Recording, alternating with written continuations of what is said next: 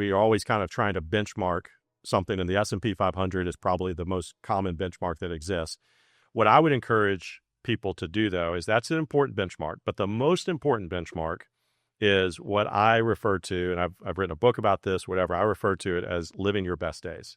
Because at the end of the day, money is just a catalyst that allows you to live your best days. Welcome to the show. This is the Build Big, Live Bigger podcast. This is where you get real clarity about retirement so you can build a plan that blesses your life instead of becoming it. We'll share what you need to hear to replace worry with confidence, protect what you've built, and actually live your dreams, not your fears in retirement. Let's dive in. All right, welcome to the Build Big, Live Bigger podcast. My name is Jonathan Burgess, the owner and founder of Big Money Retirement Solutions, and I'm joined today by a special guest for episode 18. This is Ryan Heath. Ryan, thank you for making it on the show. Glad to be here.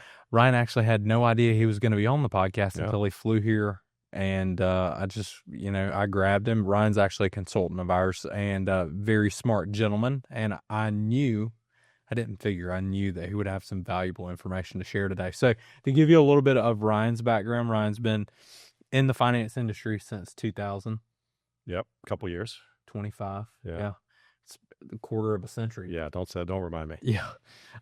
So you built a successful practice that was captive, went independent in 2006, and also started a large wealth management business that advised other advisors across the country. You grew that from 0 to 22 billion in assets under management, big part of that. And then retired in 2021, short retirement though, right? Yep. Got bored really fast. Yeah. And then went out and decided to do it again, giving advisors advice all across the nation, our firm being one of them. So Ryan is a tool that we use in our tool belt, and I think you're more than a tool. I'm about to say, I like that description. I mean, I've heard it a few times used in different ways, but I'll take that too. Far beyond a tool. Ryan's a great guy. Father of 3, married to his wonderful wife, Katie, for how many years? I don't know. You just told me 25. I lose track of these things. Don't put me on the spot like this now. Oh, my God. I'm going to owe some gifts later on. Over 30 years? I don't know, something like that. Oh, my gosh. I am going to get him in trouble. I won't tag Katie in this. But wanted to get Ryan on here today because he has a lot of experience both in institutional wealth management, so definitely going to be able to provide some insights there, but also you spent a large portion of your career meeting and talking with clients. Yep. Just like we do. Yeah. And we actually just wrapped up a nice lunch at Hall's, and that was his first time Very there. good. And now after that meal, you're going to make me come up with some good information. We had to get coffee. Yeah, that's a tough one, but it was amazing. We got a little black coffee. What'd you think of the cream corn? It was unbelievable. I mean, you sold it up pretty good, but it delivered more than what you sold. A couple strip steaks and some cream corn at lunch. I don't know if I'm going to be able to move fast enough, and it's about 2:30 here. So, we still got a couple. Yeah, if I doze off, just wake me up. Yeah, I will for sure. So, you spent a large portion of your career meeting with clients, and that's our primary listeners, pre-retirees and retirees. And, you and I were talking at lunch about something that many of the folks who listen to this now are current clients. They met us through a dinner event, and you were actually talking about how you used to conduct these. And you talked about something that was very insightful to me called Monte Carlo scenarios, which we use them too, obviously. That's how we make recommendations. But the way that you described Monte Carlo scenarios, I actually haven't ever heard anyone say that before. So there's this guy that most people that are listening to this right now should know, Dave Ramsey, right? I like Dave. Dave's a good guy. Not a bad guy.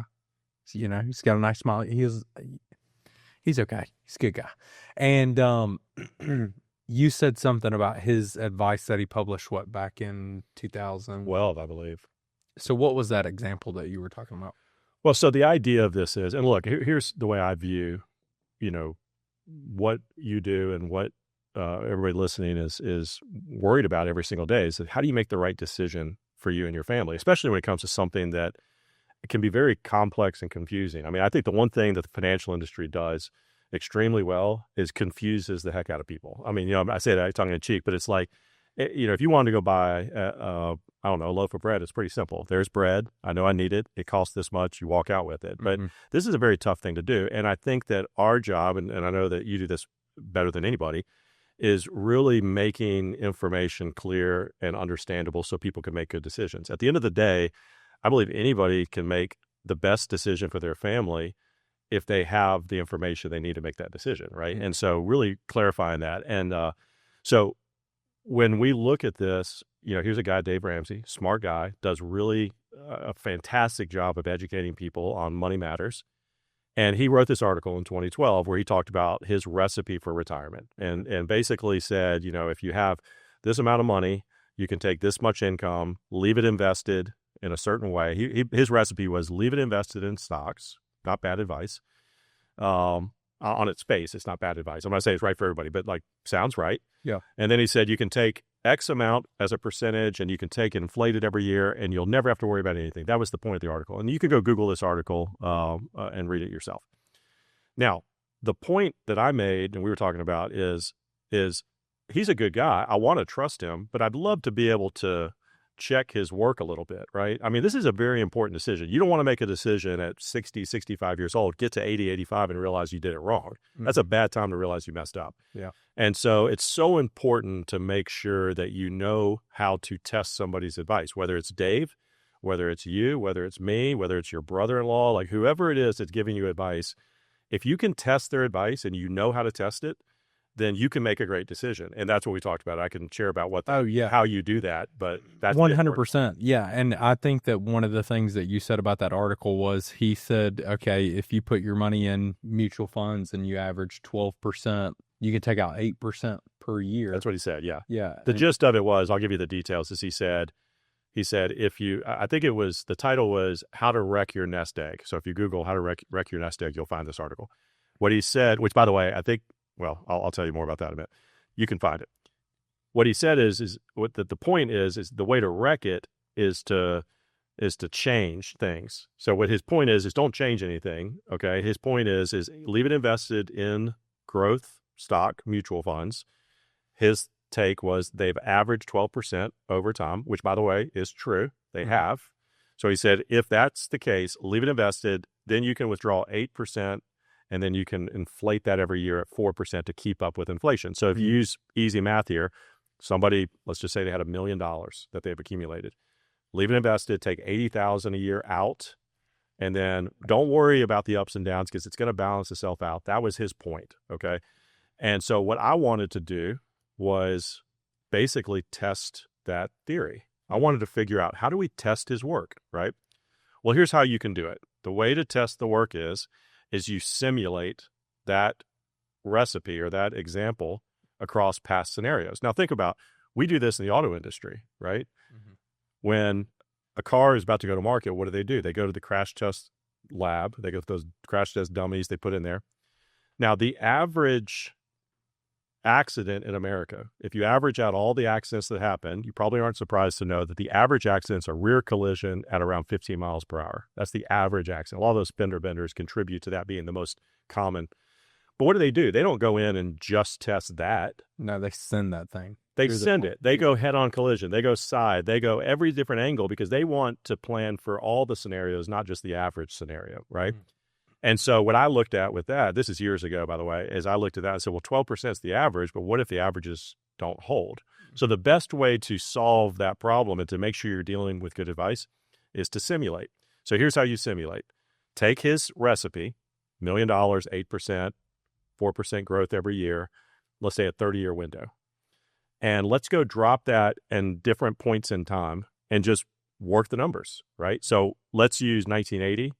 Let's use 1990. Let's use 2000. Okay, so January 1st of each of those years, I'm going to act like you retired with that advice in your back pocket. Now, by the way, whether that advice comes from Dave or whether it comes from your neighbor or your parents, when they retired, they probably just lived on CDs, right? Now, CDs don't work as much. So whether it's coming from somebody close to you or a professional, whatever. All right, so here's how it works. If I went to January 1st, 1980, and I just took a S&P 500 mutual fund. That's what he recommends. $1 million, start taking $80,000 a year, and I go for 30 years, and I look at exactly what would have happened if you would have lived that life. We have the data. We have 30 years of data. Would you know that after $1 million you started with, you would have about $6 million at the end of 30 years, plus all that income along the way? So looking at that, I'd go, Dave's he's on to something. Yeah, he's spot right? on. He's spot Yep. on because you made your money go from $1 million to $6 million, always had that income along the way. Okay, so if I were to score his advice, like we all know how to keep score, it's a pass fail score. So either you have money at the end of 30 years or you don't, right? Mm-hmm. He would get a 100. He'd get a 100% score because Pass. it works. It was a pass. But here's the concern.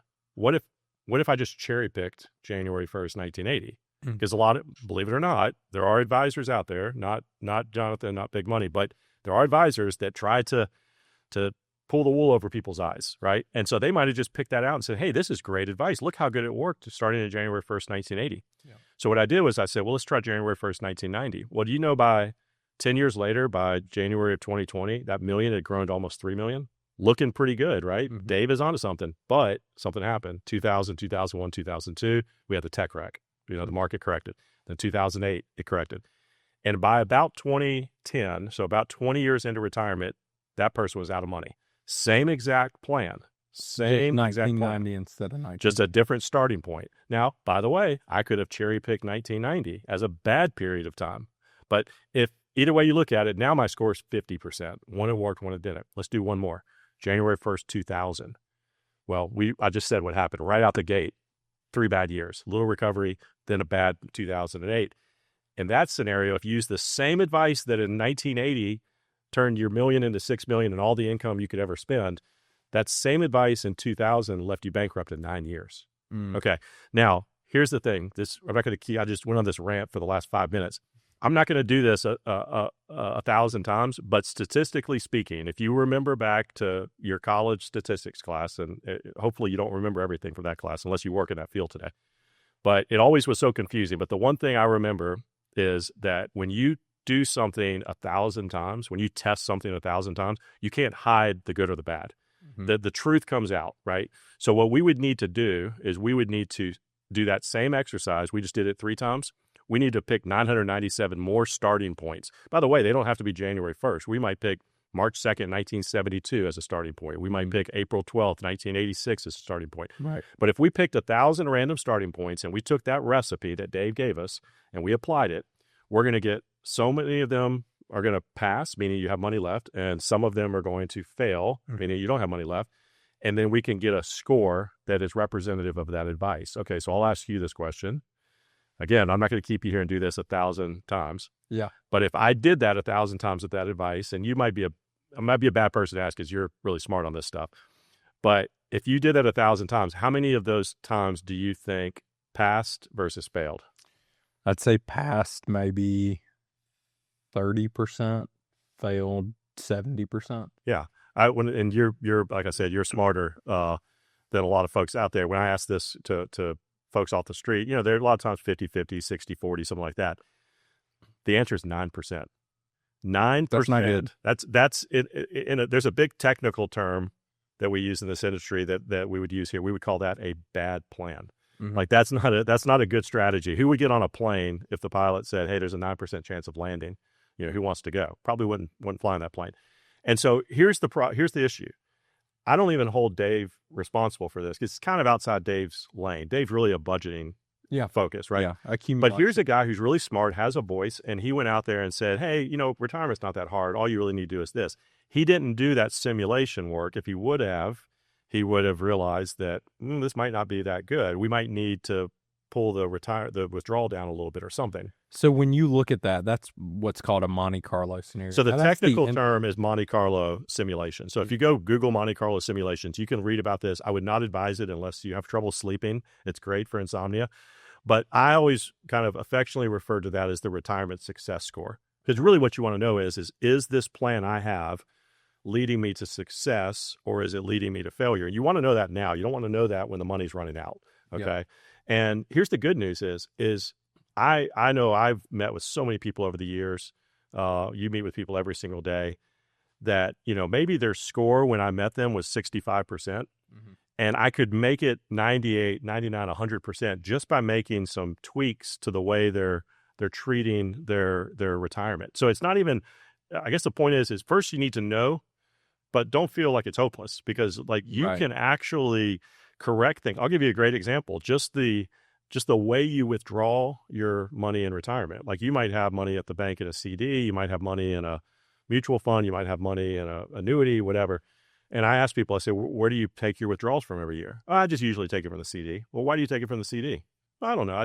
Doesn't really matter. It does matter. Do you know that just changing where you pull your money from based on the product, the tax status, whatever, just that can close the gap on your retirement success score. Yeah. And so it's not like you have to worry about like, what am I going to do? If you have the information, then you can make those small tweaks to close the gap. Yeah. So whenever you look at, we'll call it, the success score, because I think that is easier to understand. A lot of times, Monte Carlo, I always think of a car. It's always, So it's an ugly. It's an ugly car. So I like. No offense if you have a Monte Carlo. I just never. I wish they would have called it like the Camaro scores. Yeah, I think a Camaro score, Corvette score would have been good. But yeah, success score. So when you look at success score and making a client more successful in retirement, and this is an interesting point of view because you were on both sides of the table. You were in the product world, the insurance product world, and then you also grew something to 22 billion in assets under management. So, or played a big part in that. So I feel like you have a good understanding of both sides of the table. When you look at getting someone's success score from, maybe a 40 or 50% success score up to an 80 or 90, what importance does safe money play in that? Well, it's interesting that like when I think of products, there's so many people on our side of the table that, they maybe act like they have access to a lot of products or they're unbiased, but in fact they really aren't. Right. And so it's like, the answer, if you go to somebody that look, life insurance is a phenomenal vehicle. Love life insurance. But if somebody, all they do is work with life insurance, I joke with them often that, the conversation they have is usually, hey, life insurance is the answer. Now tell me about your problems. That's a backwards approach. Right. And so I can pretty much tell you that just about every product, now there are certain companies or certain shapes of products that I don't like so much, but products themselves, like in other words, life insurance is a great product. There are certain life insurance companies or their products that I don't think are that great, but the product itself is good. I think of it like a tool, right? It's a tool in the toolbox. A hammer, you cannot build a house without a hammer, but you really shouldn't try to cut a board with a hammer. It's not the right tool. You can't build a house without a saw, but you shouldn't try to, nail a nail into the wall with a saw. It's the wrong tool. Yeah. So what you have to do, and this is where you're really so good, is listen and understand and guide people through a process to go, what are the tools that are going to be best for you? And by the way, it changes throughout life. Oh yeah. Things like annuities. Annuities are phenomenal vehicles for retirees because of how they operate. You could buy it at 21 years old. It's probably not a great vehicle for a 21-year-old. No. Right? No. And so could you do it? Yes, but probably shouldn't do it. I mean, maybe there's some cases, but probably for most people, they shouldn't. And so it's having the right tool at the right time. But I'll tell you, for this one in particular, safe money is, look, don't take my word for it. Like 10, 20, 30 years ago, every large corporation had a pension, right? Mm-hmm. Every corporation, you went to work there, you just did your job, they took care of your retirement. And when you left, they just sent you a check every month. It was brilliant. It was amazing. And then they started to realize they're not very good at that. And it, like GM almost bankrupted the company because they couldn't, it was so hard to do. And whenever they're short on payouts, they have to go into the general account, and it was bankrupting the company, right? We see this happen over and over and over. There's very few pensions left. And what they did is they shifted from what's called a defined contribution or a defined benefit plan, which is a pension. They're defining what benefit you're going to get. Mm-hmm. They shifted to a defined contribution, which is a 401k, 403b. So they're just saying, we're defining what we're contributing to you, 5%, 6% match. You do whatever you want with it. It's on you, right? They did that, not because, I don't know. I'm not going to talk about companies, but that wasn't a very noble move of them. That was their way of getting rid of a problem that they were having a hard time with. How did they solve that problem? I don't know. You probably know this. Your listeners might not. They solved the problem by handing it off to annuity companies. Mm-hmm. Not Principal. Protective was, I believe it was Protective was a really big part of that. Athene was a really big part of that. I think Athene took half of GM's pension plan. Wow. So they basically went to these annuity companies and said, you guys do this. You're the people that are pros at dismantling money and turning it into income. Mm-hmm. We're going to let you handle it. And so they offloaded it. So I tell people all the time, Could I do what GM was doing, which is try to manage this money and distribute it to you over your lifetime? Yeah, but if they're not going to be able to do it, GM Asset Management had 500 employees. They had like the CFO or this chief investment officer was a Harvard grad and like one of the best money managers in the country. If it, chewed him up and spit him out, what are the odds that I'm going to be able to just dismantle this for you in the perfect way? Yeah. So I love using safe money and using But it's not the vehicles. only answer. It's not the only Like answer. you need multiple Yes, things. it's a layered approach. Yeah. So what I look at a lot, what I love about certain types, there's a certain type of annuity that has what's called an income rider, where it guarantees your income as long as you live, even if the pot of money runs out, right? So if I put $100,000 in and I'm pulling $8,000 a year, and one day I wake up, so I've lived so long, and that 100's empty, they're going to keep paying me the 8. I refer to that, the easiest way I think of it is it's retirement insurance. It's insuring your retirement income, even if you run out. Now, I don't think that people should just have that. They should have other things, but that should be a nice core piece, because if you can't run out of income, what happens to your retirement success score? It's going to go way up, because all those scenarios that would have bankrupted that pot of money normally, if it would have been invested anywhere else, now all of a sudden that insurance kicks in and it keeps paying you. Well, that now is a success, like, because we're measuring whether or not your income stopped. And so, so these are great vehicles. But some of the people listening go, look, I don't really need all my money for income. Some of it want it for growth. Well, that might be a good place to use. What's your thoughts on mixing those two together? Like when you use safe money correctly and you have someone who is independent, that's another thing. Like if you really want to know whether someone's independent or not, I think you have to go a layer deeper than asking them, hey, are you independent? Because somebody could say yes, but at the end of the day, they could have, back-end compensation agreements and all these things. And an easy way to see if someone's a true fiduciary, I always talk about this. If you go on a website called FINRA Broker Check and then you type in their name, if it says B beside their name, that means in some way, shape, or form, they have a broker license. Yeah. Whereas if you see IA beside their name, they're a solely registered fiduciary advisor. So that's one of the hacks that you can use to go in and check. But when you're looking at implementing managed money to, stocks, bonds, mutual funds, with insurance products, the right insurance product, what do you think the value of managed money tied in with a product like that is? Because that's what we do. Yeah. I mean, we try to, get the client the best possible safe money product that exists. If it's applicable, it's not applicable for everybody. Yeah, because some people could have a pension. Yeah. And they don't need it. Yeah.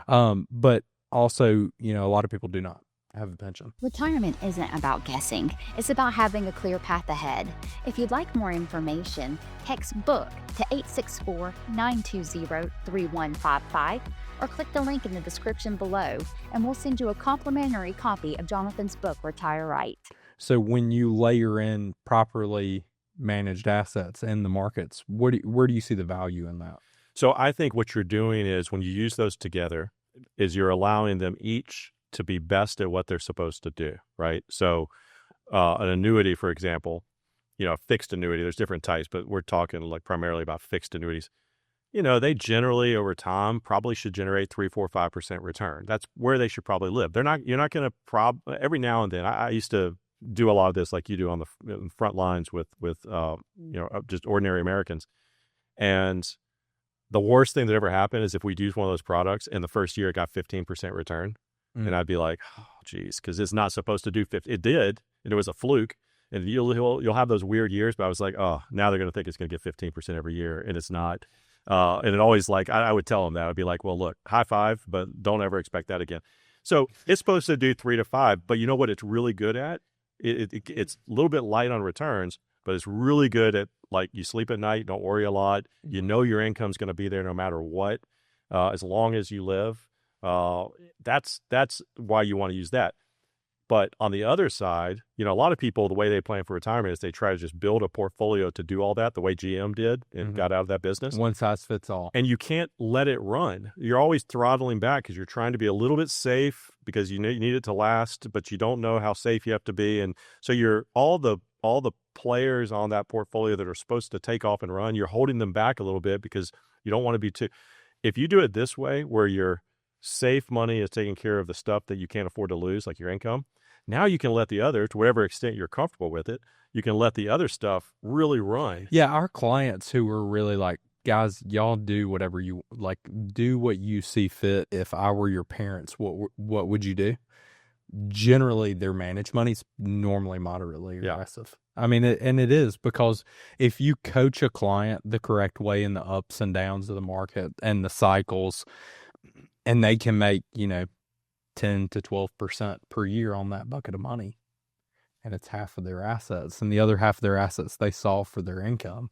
Think about it. Like if you had, let's just use easy math. If somebody's accumulated, they've worked their whole life, they've accumulated $1 million, and they need to solve for retirement. If 500 of it is dedicated to providing them income they need, and 500 is just growing for the future, whatever that means.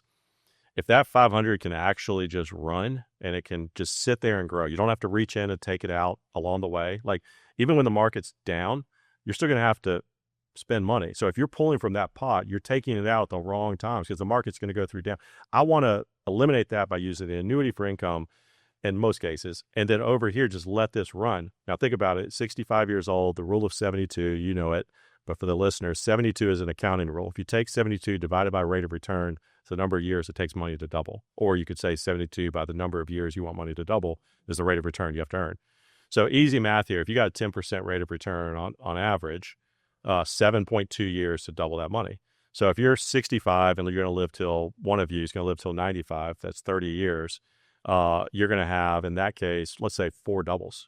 So 500's been $1 million. $1 million becomes $2 million. $2 million becomes $4 million. $4 million becomes $8 million.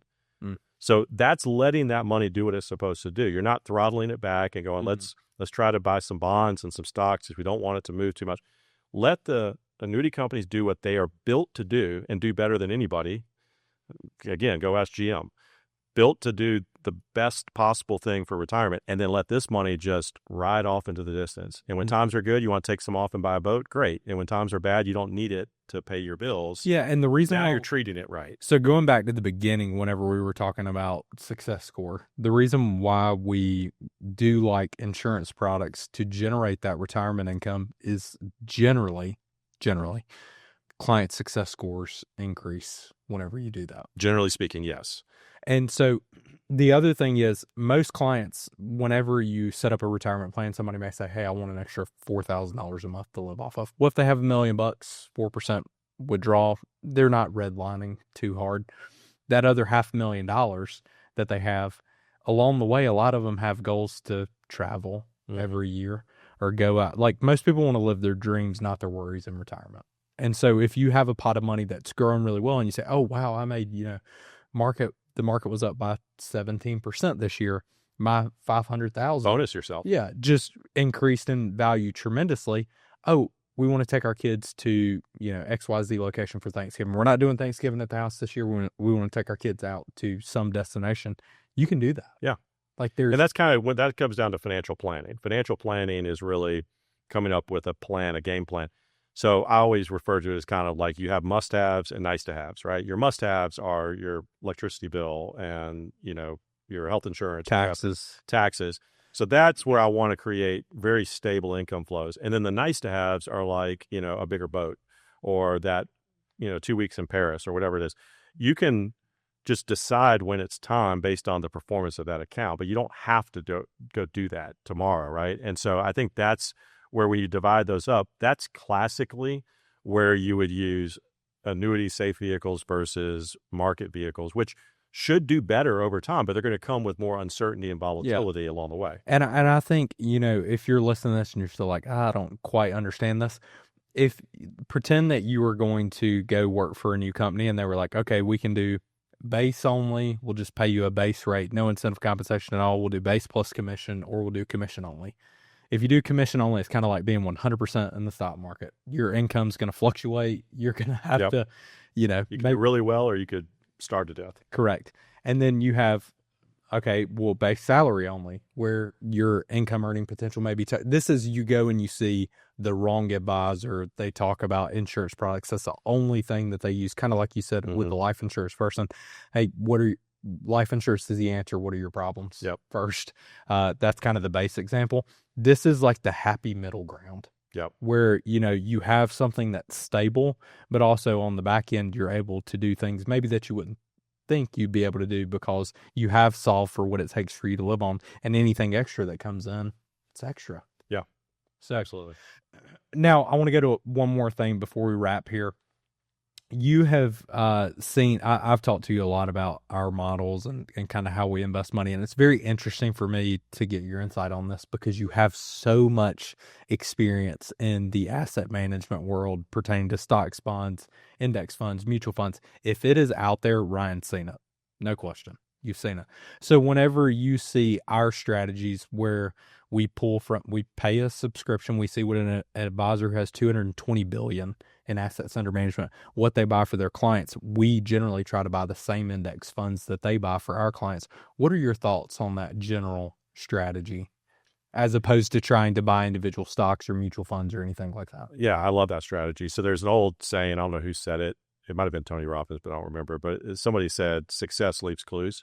And so like I see so many times that advisors try to reinvent some idea on their own that sometimes works, most of the time it doesn't, when they could just follow a leader. It's literally called Follow Smart Money. Okay, well there you go. So and here's what I would say is that one of the problems with a lot of firms out there is advisors try to wear this hat of asset manager and asset allocator. Let me explain what that means.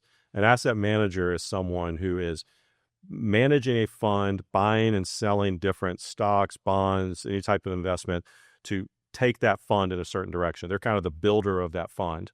An allocator is someone who is helping align a client to the right thing. So like when you go to a nice restaurant, went to Halls today, and if you went at night, they have a sommelier there. Sommelier is there to help you choose which bottle of wine is going to fit your needs the best. That's kind of the difference. The winemaker is like the asset manager. They're the ones building the product. And the sommelier is the asset allocator. They're the ones helping select which bottles should show up on your table. What you do really well, and more people should do this because this is what advisors are really built for, is to be a great allocator. You're saying, I'm not going out there and reinventing this fund or this model or anything like that. I'm sourcing, like the sommelier, I'm sourcing really good asset managers and I'm putting them together in the way that fits each client. Because by the way, like I know the way you guys do it here, it's not a one size fits all. Every client doesn't have the same exact blend. Right. And how do you determine what's right? It's kind of their age, their tax bracket, the way they've invested, what Success score, all those things go into it. Just like the sommelier goes, do you like red wine, white wine? They're kind of asking you. And so when you do it that way, that's the best of both worlds, because now you have these world-class managers building the stuff, and then you have a world-class allocator helping align you. And also, by the way, keeping the managers honest, because if you're the manager and the allocator, you might have a hard time walking into a meeting and go, I'm a really bad manager, so you should fire me. Like you're gonna have a hard time doing that. But if you are using managers like you do, and you're the allocator, then you're on the same side of the table with the client, where you're saying, hey, this person originally, they were really great. They've started to lose their way. We're going to move away from them and move to a different manager. So the way you guys do it is rare, because most people just want to do it all themselves and think they're the best at everything. But it's better, in my opinion, because I think that you're really doing the thing that matters, which is connecting these two worlds of retirees and these asset managers who don't talk, and even if they did talk, they wouldn't speak the same language. Yeah. So you're the interpreter, and I think that's just, I've been preaching this for 10, 15 years, and it's so hard to get people to stop doing it the way they've always done it. So the way you're doing it is really right. Well, I think one of the things, especially, and we work with clients who are from all walks of life, so people who have been investment nerds since they were literally, they got their first W-2 and somehow they stumbled across Warren Buffett's book, all the way to people who, maybe they just save money. And the thing is, whenever you look at the performance of an advisor, the number one judge of that is going to be the S&P. And people are going to say, did I beat the S&P? Yep. Or did I not beat the S&P? And your job is to be at or above that number. And the only way to truly do that, in my opinion, if we don't have access, we don't spend $2 to $3 million a year on research. Our software stack costs like $60,000 a year, which is a drop in the bucket compared to what these guys are spending. But when you look at that, a good advisor doesn't implement a intricate or new age financial plan. They just keep you from implementing a bad one. Yeah. And as long as you can do the return of the S&P, like we were talking about, 12%, you're going to be very well off financially. But it's just a matter of, how do I keep a client from tapping into that money in a down market? And it's very simple to go in and make a couple changes, and it totally changes the trajectory of their life, their kids' life, and even the people they will never meet, which is why I think it is one of the most noble professions that exist out there. I mean, my dad was a pastor, and I always tell this story that, he was a great pastor. I mean, he's a good speaker and all that, but he was really a great pastor because he cared about people in a way that was unnatural. He would be at the hospital or at the funerals or whatever all the time. And I tell this story a lot, that I lived in Mississippi growing up, and we had this massive magnolia tree in the front yard that had the limbs that went down to the ground. And about 2 a.m, I'm probably 11 years old, and I hear like a commotion, and I get up and I go out front, and there's this guy. There's a woman in the church that her son was like his mid-20s, and he kind of had a lot of problems throughout life. He's maybe on some substance or whatever, but he's at the top of that tree yelling that he's going to jump out of the tree or something like that. And my dad's at the bottom, like in a robe, like talking him down real calmly. And I'm just watching this. Well, he finally gets him down, and they sit on the front porch. And I think they talk for like 2 hours. And I didn't wait up for that. I went to bed in like 15 minutes. And I just remember just feeling like, why would you do that? Like, to my dad, And so I say all this to say, the reason I didn't go into ministry is that I'm just not as good of a person as he is. I don't have the patience for that. But I did have that desire, like, what's the next thing you can do that actually makes a meaningful impact? And doctors, of course, make a meaningful impact too. But I think there's no better place to really help people, again, make just great decisions. And if I was a better person, I might have been a pastor. He was much better. He's a pretty good guy. He's still a better person than me. But the one thing I would say too, I just want to leave with this as kind of a challenge for the folks listening in, is, what you said there is true, in that we are always kind of trying to benchmark something, and the S&P 500 is probably the most common benchmark that exists. What I would encourage people to do, though, is that's an important benchmark, but the most important benchmark is what I refer to, and I've written a book about this, whatever, I refer to it as living your best days. Because at the end of the day, money is just a catalyst that allows you to live your best days. And I used to do this exercise with people, and anybody watching can do this. I'll give you the 4 questions. I usually would take 15 minutes to do this. I won't do it. But the 4 questions I ask is imagine you could live one of your best days, and like really go in your mind and think what that would look like. The 4 questions are, where would you be? Who would be with you? What would you be doing?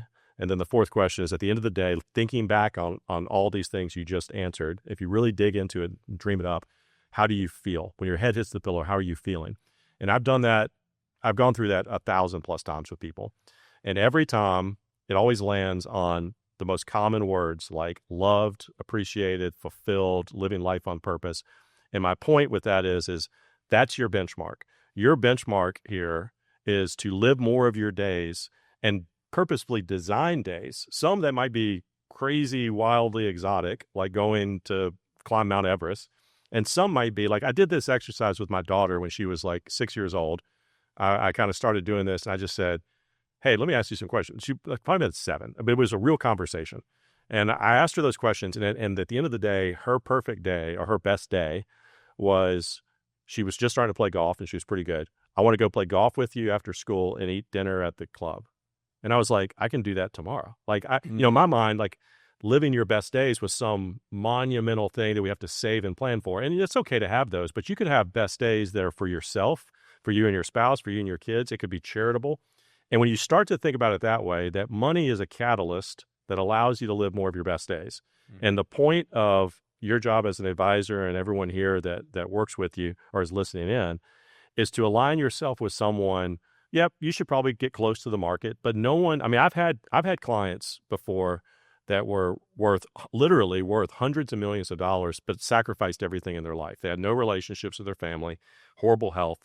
And on their deathbed, they did not say, but I beat the S&P every year. So, that was good. No, that they missed the mark because they traded all of that for what really mattered, which are, it's about, life is about moments that matter. It's moments of meaning that matter. Like having that, your son, when he starts to ride a bike and he, if he gets that moment matters. And the fact that you can be there for it because of the financial decisions you're making is the benchmark. And so and I always say that I would tell it to clients, I go, I'm not getting off the hook on the investment performance. Like, I know I have to perform too. So like, I'm not saying it doesn't matter, but I'm saying that when you start to think that way, it makes this so much more fun, because now it's not like when I started talking that way, and it was before I sold my retail business. Every time people would come in to see me, they would go, okay, let's review the money real quick, 10 minutes. Okay, now let me tell you about the best days that I've had since I saw you. The best client reviews I've had are it's like totally, that's what I just want to stress this so much, that's what matters. Of course, the details matter, and that's what you guys take care of. The job, I think, of everyone listening is to figure out, how do I, now that I have the confidence, the clarity, I feel secure, let me go design my life now. Because here's the point. Someone's going to design your life. It's either going to be you or someone else. Someone else is going to design it for you, or you're going to design it for yourself. Yep. So be proactive about that with the time you have left, and, really say, like, what can I do every single day that my money can be a catalyst for, that is a moment that when I'm on my deathbed, that's the thing I'm going to talk about. I'm going to talk about that first bike ride. Well, one of the things that we talk about with our team all the time, and we'll wrap on this, is we believe every client deserves a retirement worthy of the sacrifices it took to get here. Yeah. And there are missed ball games and family vacations that were skipped out on because you had to be at work and you had to do all these things. And if you don't create a vision for your retirement, I mean, really 90% of people in this life are directionless. Yeah. So take the time. Or they're following the money, the returns, the next product, which stock's better. Is it, today NVIDIA had earnings and they pushed the whole market up. Who cares? That's all that's the catalyst. That's the fuel in the car. When I go on vacation, I don't talk about the times I got gas. I don't go, hey, well, I got this amazing gas in Flagstaff, Arizona. No, I talk about the vacation. The gas is just the fuel. The money, the investments, all that. Like, you guys, your team, I mean, you do everybody on your team does a phenomenal job. You guys are keeping gas in the tank. Yep. But you got to decide, where's this car going? I mean, you, as everybody listening in. And when you start to do that, this is so much fun. Because I love living vicariously through hearing about these best days. And we used to have a wall in our office that was covered with postcards from best days, because that's the stuff that matters. And, the older you get in life, the more you start to realize that, early on, you just think, I'm going to beat everybody at this. I'm going to do better in my performance or whatever. But, I think everybody listening knows how important it is to make those moments that matter. Awesome. Well, Ryan, thank you. Absolutely. Anytime. Wonderful guest. Surprise me anytime you want. I love to talk. As you can see. Awesome. And we will catch you on the next episode of Build Big, Live Bigger. If this benefited you in any way, make sure to share it with a friend. Don't be selfish and don't keep it to yourself. Have a great day.